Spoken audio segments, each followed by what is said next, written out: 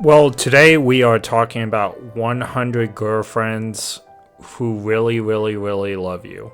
Okay, so let me give you some background into this. Me and my friend got into a spirited debate over the last, I don't know, 4 or 5 months, right? The debate has been he hates Rent a Girlfriend, and I don't like 100 Girlfriends Who Really, Really Love You. Now, there was something we both had in common about this, right? I'm not a fan of harem anime. Now, there is some harem anime that I can be persuaded to watch because the story is interesting, like Commonplace, for example. The story for the first 2 seasons was like really, really interesting, with the third season kind of ramping up the harem aspect, which is my least favorite season, by the way. So I can suffer through the harem aspect of anime as long as the story is really good, right? But the truth is, I saw 1.5 episodes of 100 Girlfriends Who Really, Really Love You during my year of watching a bunch of romantic anime. And I decided it's not for me. I don't like the idea. I'm not getting into it. But ever since then, I've kind of ragged on it, and my friend has ragged on Rent a Girlfriend. Now, him, like me, he's never seen Rent a Girlfriend, while I never saw 100 Girlfriends Who Really, Really Love You. He hates the idea of someone hanging out with you for money. That's 100% fair, but that's not what Rent a Girlfriend is about. Thanks! Payment officially received. Don't you feel empty? Huh? You know, going on dates with guys you don't like and getting paid for it. But in order to be intellectually honest, I wanted to really see why I didn't like 100 Girlfriends other than the harem aspect, and if it's really a good anime besides the harem aspect, okay? To be fair, so I've watched all 2 seasons. Every single episode that's out of 100 Girlfriends Who Really, Really Love You, I have seen. As of this video. Okay, I should probably start with my favorite character of the show, and it's Hakuri. I feel like if I was in Taro's position, Hakuri would be my favorite girlfriend. She would be probably the kind of girl I'm most attracted to. I don't know what that says about me as a person. However, like I said, I'm not in his position, thank goodness. Hakuri is great, but again, not every aspect of her character is good, and as far as characters go, she's my favorite. That doesn't mean I think she's like a top character in anything else. I also like the tsundere with pigtails. It's Kano. Her name is Kano. I just remembered on the top of my head. Kano is really good too. So there were his first 2 girlfriends that come out of the show, and those are my favorite. The most developed, in my opinion, although some of the other girlfriends have good development, and some of the other ones do not have good development. As far as the show is right now, of course, he needs 89 more girlfriends by the end of season 2 in order to complete all 100 girlfriends. But let me give you just an overview of the show real quick. If you like Konosuba, you may like this show, you may not. I would recommend only people 18 and above to watch it. There is some really inappropriate parts that come into the show for younger viewers, for sure. But I would contribute this show to much like Konosuba or Saiki K in the fact that it's a parody, right? So Saiki K, if you ever seen it, I do like Saiki K, by the way. It is a parody of slice of life anime, and it's a lot of fun. Konosuba, everyone knows, is a parody of isekai anime, and then this right here would I call a parody of romantic anime. Okay, this isn't anywhere near a romance anime of the same caliber as Bunny Girl Senpai or the Rascal series, or Rent a Girlfriend, or quintessential quintuplets, or even like you can name some great romantic anime. This is not in that discussion, and it's never going to be in the discussion. The show's not made to be that. So in season 1, when Taro is told that the god in charge of love, as far as like the fake universe we're in, messed up on Rintaro's soulmate status because a movie came on or something ridiculous like that, and he was told that he has 100 soulmates, and if he does not like engage with those soulmates, they will die a horrible death. So he has no choice but to collect these girlfriends to keep them from dying. Now the show forgets its plot every once in a while, where he collects, like, there's an episode in season 2 where he's about to lose a girlfriend in a contest, and the thing about them dying never comes into his mind whatsoever. He ends up loving them so much that he rigs the contest so that they both like tie, so no one gets thrown out of his family. But it's not to save their life, it's because he wants to keep them around. And then the very next episode, he's scared. He has another girlfriend aspect that doesn't want to date him. Well, not doesn't want to date him, but too shy to date him. And literally the narrator jokes around like, and that's the end of her, next episode, blah blah, dies. And it's all like, he's all like, no, that's not the way it's gonna be, or whatever. I'm in love with you too, Kakure. But I can't.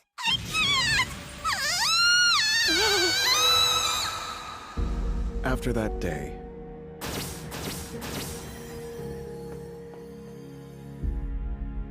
Mei disappeared for real, the first soulmate who couldn't be saved. Please, don't die, Mei. Next time on the 100 Girlfriends Who Really, Really, Really, Really, Really Love You, the final episode, Mei dies. No! I reject it! This script totally sucks! So they literally just use that as a mechanism whenever they feel like it. And it's made to be funny. I get that. The first season feels like the manga / anime was kind of trying to be a little bit serious at first, and then season 2 kind of like threw that out the window.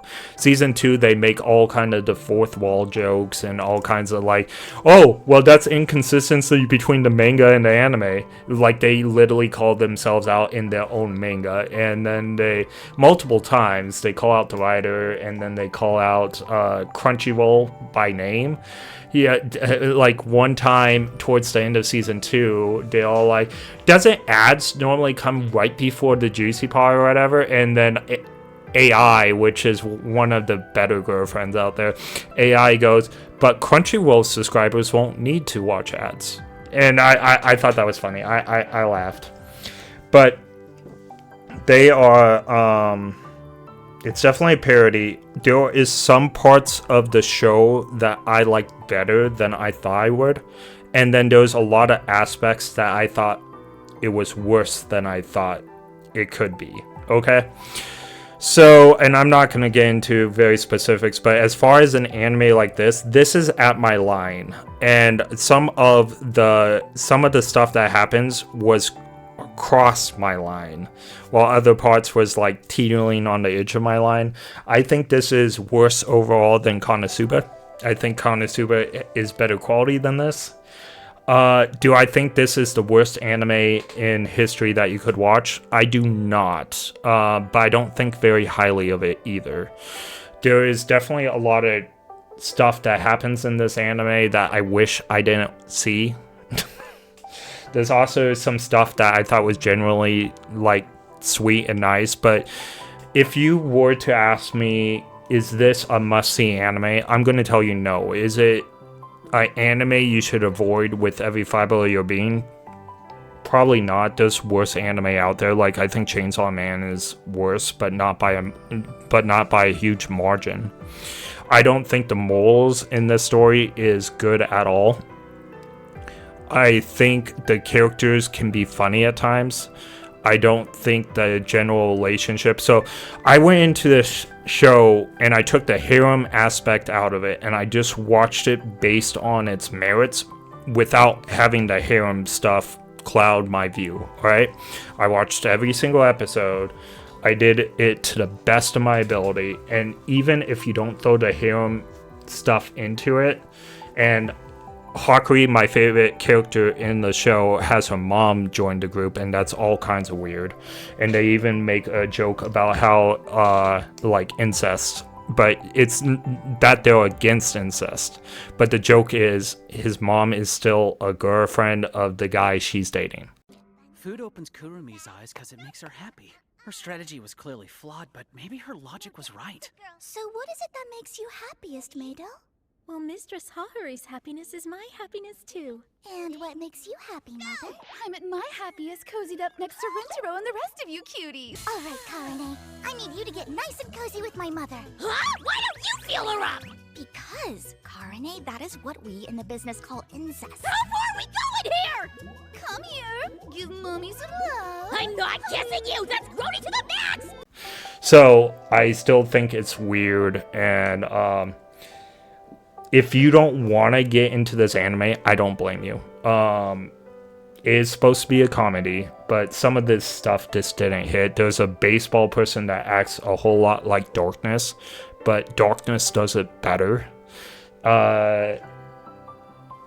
I'm just trying to think if there's a few positive things. I didn't like Rentaro when the series started.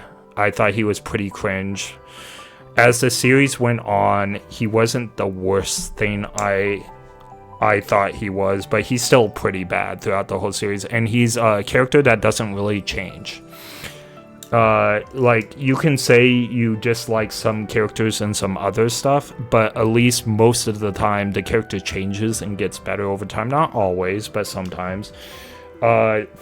Characters that come to mind for me, it would be Sabaru from ReZero. I hated his character when ReZero first started, and I remember for 15 episodes I thought he was the worst protagonist I've ever seen in any anime.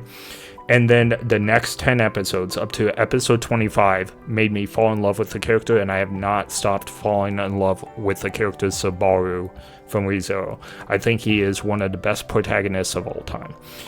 There's Kazuya from Rent-A-Girlfriend that everyone points to as being like a problem, but Kazuya has grown and become a better person throughout the series, and even though I don't put him on the same level as Sabaru, I think he is a great protagonist. That's cool of you to say. Not once.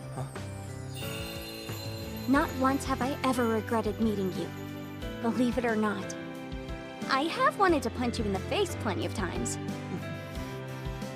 I guess there were times I actually did punch you. Naruto is a great protagonist that was annoying during part 1, but during Naruto Shippuden, he became a much better character. There's a lot of characters that you can point to over all of anime that have become better characters and better versions of themselves. But Rentaro is not one of those characters. He is a static character. He's not dynamic in any way. Now, a lot of the girls become better people. Well, not better people. Their morals are out the window. But I guess nicer and more, like, less depressed, I guess you could say. There is a few things I did like about the show. I think the season finale episodes in season 1 brought the most tension in the show and felt like a real anime, up to a point where Hakury is taken in, before her mother gets in this cabal of girlfriends.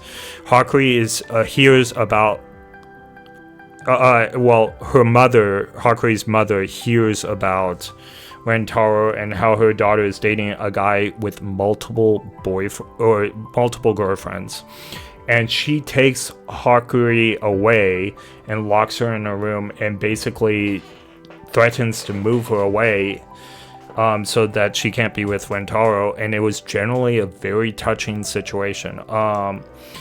Again, the premise of having multiple girlfriends, I'm not for it in any way, but I was trying to take the harem aspect out of the anime so I could truly give it a once over without a bias on it. So I was not thinking harem thing when it came to this. However, I thought the 2 episodes was very well constructed, and it actually made me generally feel for the characters, everyone that was involved. Also, yeah, so that was my favorite part in the anime, actually. But also, I did like when the mother takes a hair, like, growing formula and basically engulfs a ward in her hair, which was funny, but at the same time, she actually had genuine pain that she was afraid that she hurt someone or hurt the ward, and she actually, for 5-10 minutes on the Aftermath episode, felt really bad about it and locked herself in her room and everything. And I thought that was generally good character building. So there are aspects of this show I can like, but most part, not really. So as far as 100 girlfriends who really, really love you, I have to give a score of 7.1. Now, like I said, I didn't overly hate it, but I can't say it's a great romantic show. It's a spoof show just like Konosuba, but I think Konosuba does it better. And that's my personal opinion. Thank you so much for watching the video. If you could, like and subscribe. If you didn't like what I said, please leave a comment, and I'm more than happy to talk to you about it. But it's an anime not for me. Will I continue 100 Girlfriends in the future? I probably will, to tell you the truth, because I'm trying to be an expert in all of anime. Am I looking forward to it? I am not. The 3rd season comes out sometime in 2026. I did look that up. But to tell you the truth, if the season got canceled and 100 Girlfriends never came back on the air, I would not think it's a loss. And that's my 100% opinion. Alright, thank you so much for watching again, guys. See you next time on the Anime Classroom. Okay, look. What's wrong with you? Are you stupid? Yelling like that in a public place, drawing everyone's attention? What is your problem anyway? All day you've been saying stuff like, don't you feel empty? And we're strangers. This is just how it works. You were the one who requested this, weren't you? You saw the user agreement and clicked I agree, didn't you? I'm sorry. And why did you give me a 1-star review anyway? Did I actually do anything wrong on our first date? That brought my rating down 0.3 of a point. I'd only ever gotten 5-star reviews before that, and I'm done. Could you not interfere with my job? Ugh, this sucks. Guess I'm getting another 1-star review.